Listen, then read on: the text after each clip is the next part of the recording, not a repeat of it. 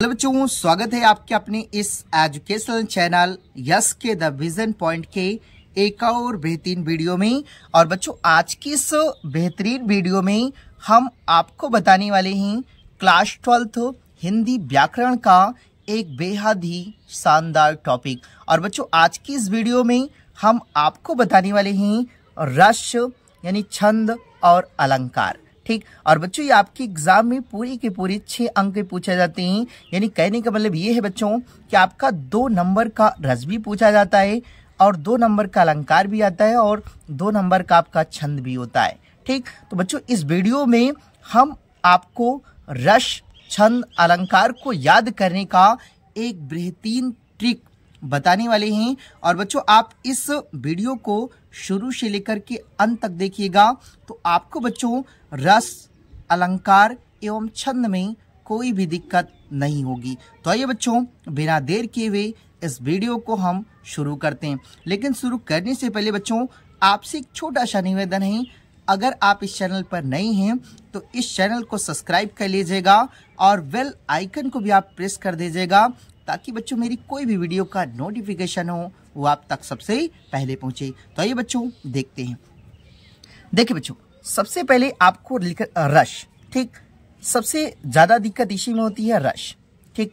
तो आपको देखिए, जब भी कहेगा कि आप श्रृंगार रस की क्या कीजिए, परिभाषा लिखिए और इसके मतलब उदाहरण को भी लिखिए। तो आपको करना क्या है बच्चों, आपको इसमें लिखना है श्रृंगार रस में कि जब विभाव, अनुभाव तथा संचारी भाव का, देखिए, जब विभाव, अनुभाव तथा संचारी भाव का संयोग होता है तो रति नामक भाव से श्रृंगार रस की उत्पत्ति होती है।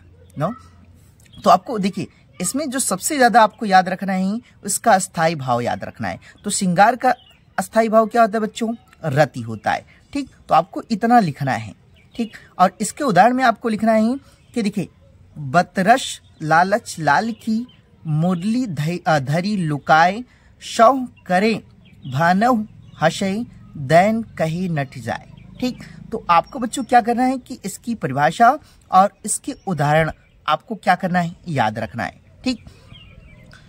उसके बाद बच्चों देखिए, दूसरा आपसे पूछता है कि करुण रस। ठीक। ये भी आपके एग्जाम में काफी बार पूछा जाता है। तो आपको करुण रस में याद करना है कि जब विभाव, अनुभाव तथा संचारी भाव का, देखिए, जब विभाव, अनुभाव तथा संचारी भाव का संयोग होता है ना, तो शोक नामक, देखिए, शोक नामक अस्थाई, देखिए, शोक नामक अस्थाई भाव से करुण रस की उत्पत्ति होती है। तो देखिए बच्चों, आप करुण रस में और श्रृंगार रस में, ठीक, देखिए, दोनों एक समान रहेंगे। लेकिन आपको क्या करना है बच्चों, देखिए, जैसे श्रृंगार रस का स्थायी भाव क्या होता है, रति होता है। तो आपको इतना क्या करना है, याद रखना है। और करुण रस का जो स्थायी भाव होता है वो आपका क्या होता है, शोक होता है। ठीक। तो आपको परिभाषा वही लिखनी है बच्चों। ठीक। आपको सिर्फ क्या करना है, इसका जो अस्थाई भाव है वही क्या कर देना है, बदल देना है। ठीक। तो इसमें देखिए, इसमें रति नामक अस्थाई भाव है और इसमें क्या है, शोक। ठीक। लेकिन दोनों की डिफिनेशन सेम है। ठीक। तो आपको ऐसे क्या करना है, एक का याद करना है। इसकी सहायता से आप श्रृंगार रस भी लिख सकते हैं और करुण रस भी लिख सकते हैं। ठीक। तो इसका आपको बच्चों उदाहरण लिखना है। देखिए, उदाहरण में आप लिखिएगा, देखिए, उदाहरण में आप लिखिएगा कि इस करुणा कलित हृदय में, इस करुणा कलित हृदय में अब विकल रागनी बसती, अब विकल रागनी बसती, क्यों हाहाकार शरों में वेदना असीम गरजती। ठीक। तो इसका बच्चों क्या हो जाएगा, ये उदाहरण हो जाएगा करुण रस का। ठीक। तो आप देखिए, श्रृंगार रस और करुण रस, ये दोनों को बच्चों आप अच्छे से तैयार कर लीजिएगा। इसके आगे देखते हैं बच्चों। देखिए बच्चों, उसके बाद तीसरा होता है आपका हास्य रस। ठीक। इसमें आपको क्या लिखना है, देखिए, लिखना है कि जब विभाव, अनुभाव तथा संचारी भाव का संयोग होता है, क्या होता है, संयोग होता है, तो हास्य नामक अस्थाई भाव से हास्य रस की उत्पत्ति होती है। ठीक। तो देखिए बच्चों, इसमें भी सेम वही लिखना है। लेकिन आपको ये हास्य रस है तो इसका जो अस्थाई भाव है वही क्या कर देना है, बदल देना है, यानी कि यहाँ हास्य लिख देना है। यानी कि हास्य नामक अस्थाई भाव से यानी हास्य रस की क्या होती है, उत्पत्ति होती है। ठीक, तो आपका ये हास्य रस हो जाएगा। और इसमें बच्चों आपके उदाहरण पूछता है, तो उदाहरण में लिखना है कि शीश पर गंगा हंसे, भुजनि भुजंगा हंसे, हास ही को दंगा भयो नंगा के विवाह में। ठीक, तो ये बच्चों आसान उदाहरण है, आप इसको विधिवत याद कर लीजिएगा। उसके बाद देखिए बच्चों, आपसे जो अगला जो रस पूछता है वीर रस। ठीक, यानी कि आपको चौथा लिखना है वीर रस। और इसमें क्या लिखना है कि देखिए जब विभाव, यानी कि सेम यही चीज लिखना है बच्चों आपको इसमें भी, कि जब विभाव, अनुभाव तथा संचारी भाव का संयोग होता है तो उत्साह नामक, देखिए बच्चों यानी वीर रस का स्थायी भाव क्या होता है, उत्साह। तो उस उत्साह नामक अस्थाई भाव से वीर रस की उत्पत्ति होती है। ठीक, तो देखिए हास्य रस में भी वही लिखा है और वीर रस में भी वही लिखा है, लेकिन बच्चों दोनों में अंतर क्या है कि इसका अस्थाई भाव क्या है, चिन्ह है। यानी कि आपको इसमें हास्य नामक अस्थाई भाव है और इसमें क्या है, उत्साह नामक अस्थाई भाव। ठीक, तो इस तरह बच्चों आप एक याद करके उनके, अगर आपको अस्थाई भाव मालूम है तो आप चाहे हास्य रस हो, चाहे वीर रस हो, चाहे करुण रस हो, आप सभी को आसानी से लिख सकते हैं। ठीक, देखिए और इसका उदाहरण क्या हो जाएगा बच्चों वीर रस का। देखिए वीर रस का जो उदाहरण होगा आपका ये हो जाएगा उदाहरण कि बुंदेले हर बोलो के मुंह से हमने सुनी कहानी थी। देखिए बुंदेले हर बोलो के मुंह से हमने सुनी कहानी थी, खूब लड़ी मर्दानी, बात तो झांसी वाली रानी थी। ठीक, तो आपको बच्चों ये उदाहरण क्या करना है, अच्छे से तैयार कर लेना है।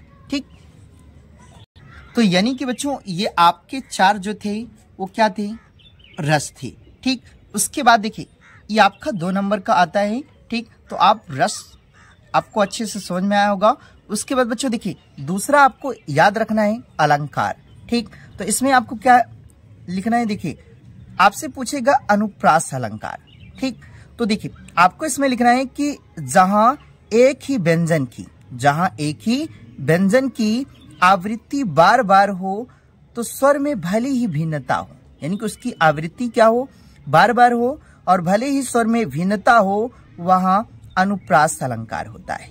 ठीक, तो देखिए आपको इसका उदाहरण लिखना है कि चरु चंद की चंचल किरणें खेल रही हैं जल थल में। यानी उदाहरण में क्या लिखना है बच्चों कि देखिए चरु चंद की चंचल किरणें खेल रही हैं जल थल में। ठीक, तो ये आपका क्या रहा बच्चों, अनुप्रास अलंकार। उसके बाद देखिए जो अगला है बच्चों आपका यमक अलंकार। ठीक, तो इसमें क्या लिखना है, आपको लिखना है कि देखिए बच्चों उसके बाद आपको जो अगला लिखना है यमक अलंकार। और इसमें क्या लिखना है बच्चों, आपको लिखना है कि जहां शब्दों की आवृत्ति बार बार हो, जहां शब्दों की आवृत्ति क्या हो, बार बार हो, किंतु अर्थों में भिन्नता हो। देखिए जहां शब्दों की आवृत्ति बार बार हो किंतु अर्थों में भिन्नता हो, वहां यमक अलंकार होता है। ठीक, तो देखिए इसके लिए जो आपका उदाहरण हो जाएगा बच्चों क्या होगा, ये हो जाएगा उदाहरण कि ऊधो जोग जोग हम नाही। ठीक, तो ये आपका क्या हो जाएगा, उदाहरण हो जाएगा।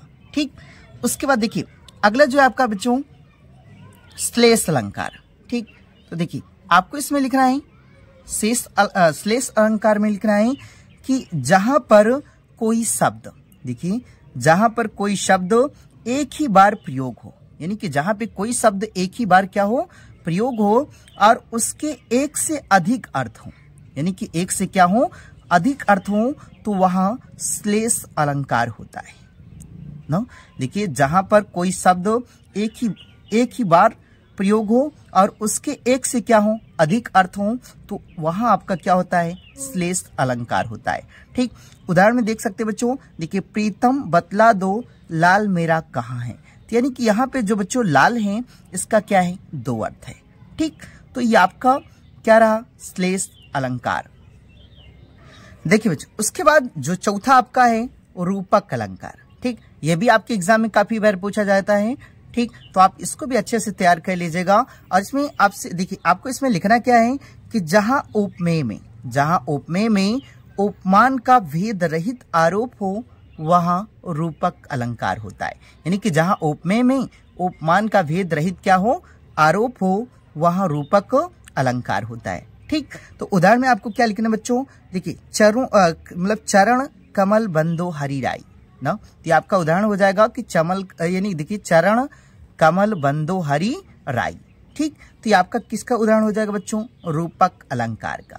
ठीक, उसके बाद देखिए पांचवा आपको लिखना है अलंकार उपमा अलंकार। ठीक, और इसमें क्या लिखना है बच्चों कि जब किन्हीं दो वस्तुओं की गुण आकृति स्वभाव आदि में समानता दिखाया जाए तो दो भिन्न वस्तुओं की तुलना की जाए। या देखिए जब किन्हीं दो वस्तुओं की गुण आकृति स्वभाव आदि में समानता दिखाया जाए या दो भिन्न वस्तुओं की तुलना की जाए, तब क्या होता है बच्चों आपका, वो हो जाएगा उपमा अलंकार। ठीक, तो आपको इसमें लिखना है कि देखिए चंद्र सा मुखड़ा कांति बिखराए। ठीक, देखिए चंद्र सा मुखड़ा कांति बिखराए। ठीक, यानी क्रांति बिखराए। ठीक, तो आपको इतना क्या करना है, इसका उदाहरण लिख लेना है। उसके बाद देखिए बच्चों आपका जो ये अंतिम जो आपसे एग्जाम में ज्यादातर पूछा जाता है वो है आपका देखिए उत्प्रेक्षा अलंकार। ठीक, तो आपको इसमें लिखना है कि जहां उपमेय में उपमान की संभावना व्यक्त की जाए वहां उत्प्रेक्षा अलंकार होता है। ठीक, यानी कि जहां उपमेय में उपमान की संभावना क्या की जाए, व्यक्त की जाए, वहां उत्प्रेक्षा अलंकार होता है। ठीक, तो आपको उदाहरण क्या लिखना है कि देखिए तरन तनुजा तट तमल तरुवर बहु छाए झुकी कूल सौ जल पर्शन हित मानव सुहाय।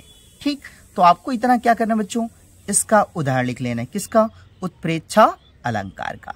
ठीक, तो आपको बच्चों अलंकार में सिर्फ इतना ही क्या करना है, पढ़ना है। ठीक, तो बच्चों आप इस अलंकार को देख लीजिए और इसको आप अच्छे से अभी से ही तैयारी इसकी शुरू कर दीजिए। ठीक, देखिए बच्चों अगला आ जाता है आपका छंद। ठीक, इसमें से भी आपसे दो पूछता है। ठीक, देखिए पहला जो है, देखिए जो छंद होता है बच्चों आप में इसमें देखिए कई चीजें पूछता है, जैसे दोहा भी पूछता है, सोठा भी पूछता है, चौपाई भी पूछता है ना, तो आपको इन सभी को क्या करना है, अच्छे से तैयार करना है। ठीक, तो देखिए आपको दोहा लिखना है और दोहा में आपको क्या लिखना होता है कि यह एक अर्ध सम मात्रिक छंद है, यह एक अर्ध सम मात्रिक छंद है और इसमें 4 चरण होते हैं। कितने चरण होते हैं बच्चों, 4 चरण होते हैं।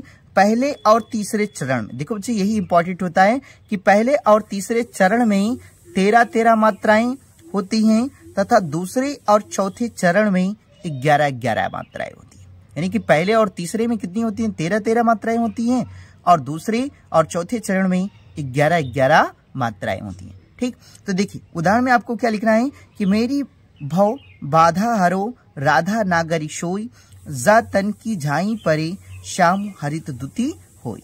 ठीक, तो आपको इसका क्या करना है, उदाहरण लिख लेना है। ठीक बच्चों, अगर लक्षण कहेगा तो आपको इसमें क्या करना है, मात्राएं लगा देना है।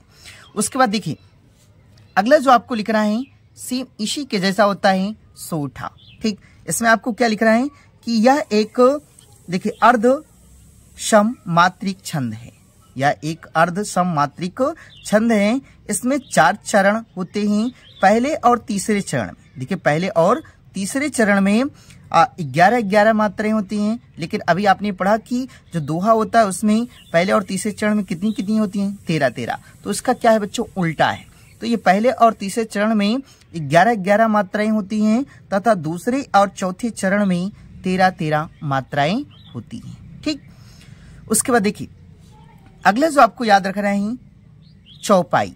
ठीक, तो देखिए आपको इसमें याद रखना है, देखिए चौपाई में आपको लिखना है कि देखिए चौपाई यह एक सममात्रिक छंद है, यह क्या है, सममात्रिक छंद है और इसमें 4 चरण होते हैं। इसमें कितने चरण होते हैं बच्चों, 4 चरण होते हैं। प्रत्येक चरण में 16 मात्राएं होती हैं। कितनी होती हैं, 16 मात्राएं होती हैं और इसमें 2 अंतिम वर्ण इसमें दो अंतिम वर्ण कौन कौन बच्चों? गुरु, लघु। ठीक, अंतिम दो वर्ण हैं गुरु और लघु नहीं होने चाहिए ना। देखिए इसमें दो अंतिम वर्ण गुरु और लघु नहीं होने चाहिए। ठीक, तो आपको उदाहरण लिखना है कि देखिए जय हनुमान ज्ञान गुण सागर, जय कपीस तुहि लोक उजागर, रामदूत अतुलित बल धामा, अंजन पुत्र पवन सुत नामा। ठीक, तो बच्चों आप ये उदाहरण जानते भी होंगे और ये आपका उदाहरण आसान भी है। ठीक, तो बच्चों चौपाई में आप इस उदाहरण को भी अच्छे से तैयार कर लीजिएगा। ठीक, तो ये बच्चों आपका रहा रस, छंद, अलंकार। ठीक, और इसके लिए बच्चों आपको 2-2 अंक दिए जाते हैं। तो बच्चों आप इन सभी को अच्छे से अभी से ही तैयार कर लीजिए।